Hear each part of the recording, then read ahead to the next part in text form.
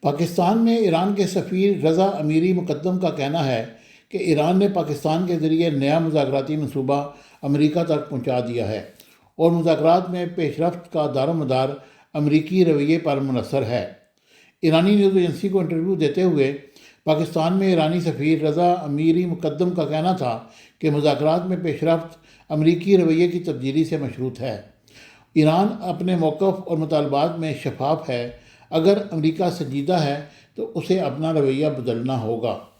انہوں نے کہا کہ ایران قومی مفادات اور دفاع پر کوئی سمجھوتہ نہیں کرے گا اور جنگ کے خاتمے کے لیے نیا مذاکراتی منصوبہ پاکستان کے ذریعے امریکہ تک پہنچا دیا گیا ہے اور موجودہ عمل میں پاکستان مرکزی ثالث ہے اور اس کی کوششیں قابل قدر ہیں اور پاکستان بدستور ثالث ہے۔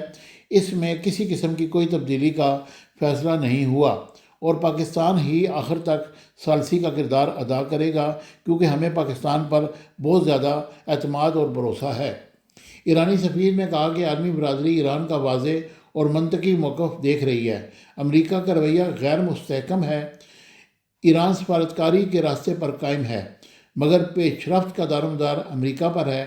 امریکہ کو جارحانہ رویہ ترک کر کے ایران کے حقوق کا احترام کرنا ہوگا۔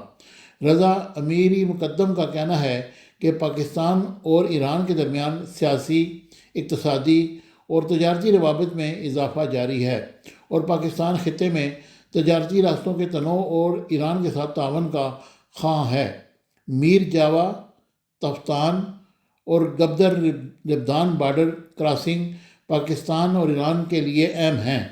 Subscribe my channel Business Times News for latest political, national, international news. Don't forget to subscribe Business Times News.